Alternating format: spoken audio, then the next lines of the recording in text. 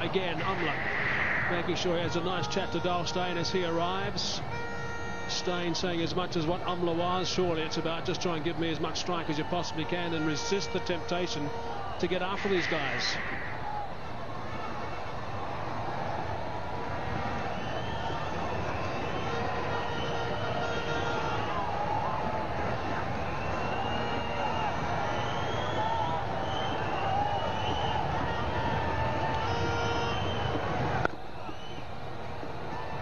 After losing the first one, Sri Lanka, well, it was on them to respond, and they have.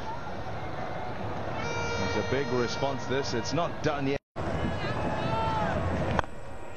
This time, lovely shot. Drives down the ground, past the bowler, towards long off, into the boundary for 4. Well, he didn't have too much problems with that one. Hit it firmly down the ground. You could see that he's recovered quickly enough. Like to deliver from Saranaka. Played very much like a batsman. Side edge. That's in there.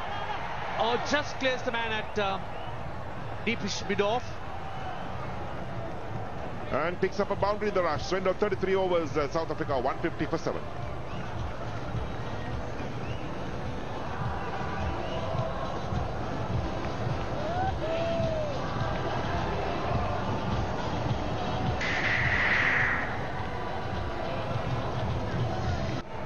On 95, beg your pardon. Oh, that's lovely shot. A lovely shot from Amla. And that races down towards boundary, waiting for the call from the umpire. Up and under from Amla. One bounce to the boundary for 4, so he moves on to 99. And what a magnificent innings it has been.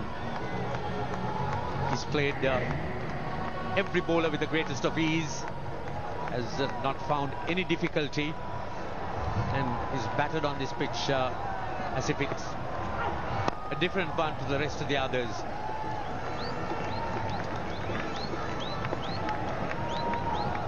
We're at the South African camp. Alan Donald, the bowling coach as well. Perhaps banking on this pair to take South Africa to victory. Long way to go still for the South Africans.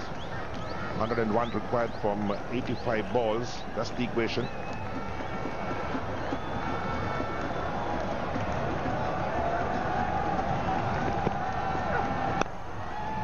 Full toss, worked away nicely down towards mid-wicket, and that's Amla's 100.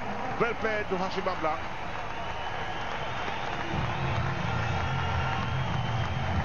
There we are, so 36 overs completed, 168 for 7.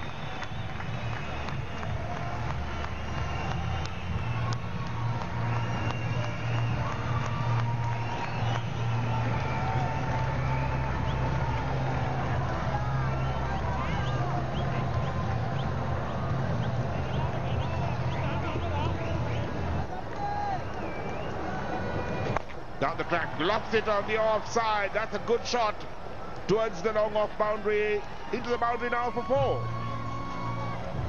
So the 50 partnership comes up, 52 comes up for the 8th wicket. This is a fine over, 11 runs from it, and they are making use of the power play. Growing in confidence, showing that he's no mug with the bat, and what a partnership this has been. 52 in 58 balls, and at a time when South Africa was in the dump. Edging in, that's straight to the man, and that is a big wicket. The wicket the Sri Lankans wanted. A juicy full toss in fact from Lasith Malinga. And well, sometimes strange deliveries get wickets. Lasith Malinga picks up the wicket. The batsman has been asked to step. Oh, he's well in. That's a fine. So Amla has to go.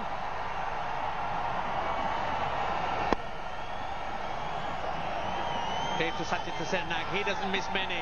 One of the safest fielders in the Sri Lankan camp.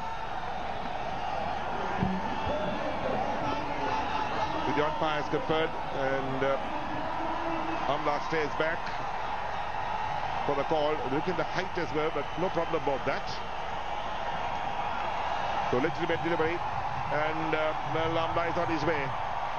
That's the big fish in the pond for the Sri Lankans. Amla, what a good hand he has played. 101 of a strike rate of 98, 102 balls. And Sannaka takes the catch, Malinga goes. Perhaps the ghost is gone from South Africa, 180.8.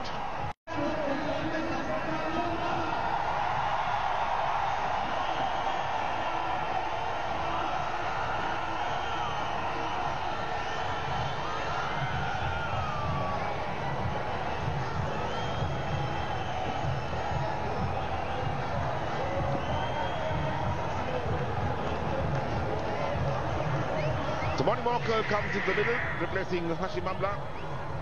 75 matches, 177 runs. Not a great average. Best being 25.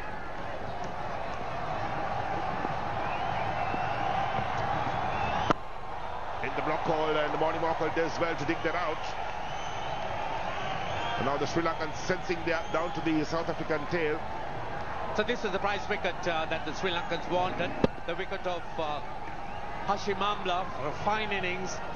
Amla, of course, could be also the Cycle Agabate's trusted player of the series. He's played so well in this series. Second 100, and what a fine player he is.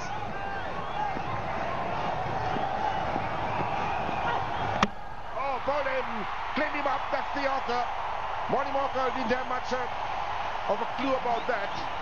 And Malinga strikes 2 in this over. So Malinga, too, the trusted bowler Sri Lankans always turn to in times things aren't going too well. Without scoring, South Africa 180 for 9.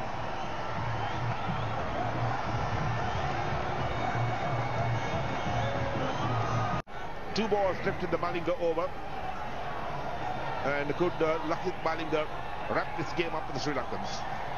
And also pick up his 5th wicket. Imran Tahir, the batsman, he doesn't have too much to write home about on his average or his batting record. Plenty of expectation by Malinga. And the Sri Lankans certainly now sensing victory, with South Africa needing 88 more runs to win from 74 balls, with just 1 wicket standing. Malinga racing in. Oh, appeal for Minamino. Big shout from Malinga. Going for the review is Lasith Malinga. Did he touch it, or was it missing the stumps? The Sri Lankans have referred it, or they haven't. They're discussing whether they should bowl tidily. Just given away 3 runs per over. Oh, that's a good delivery. Crashed onto the pads, and he's been given out. He's been given out, and he's reviewed it straight away. I think Stainfields hit it, but the question was, did it hit the bat first or the pad first? And I'm sure that's what that would be decided upon by the 3rd umpire. Well, let's wait and see. First a no ball. That's all right. Mendes is well inside, the heel inside. And let's see what happens here. It's deep in this crease. And did it hit the pad first? To my mind, it appeared as if it hit the pad first. But nothing conclusive. Yes, it hit the pad first, and I think he's gone.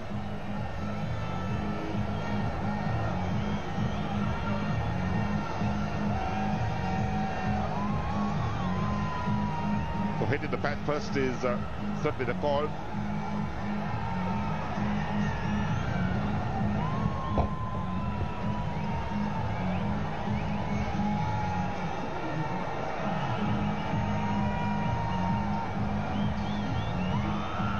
So there we are, Mendes tosses it up and playing on the back foot. Got the pad on the flat pin, in fact.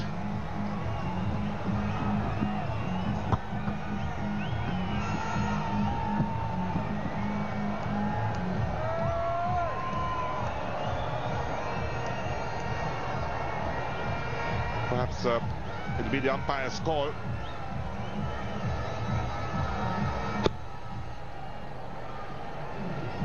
Yep, so that will be the umpire's call, in fact.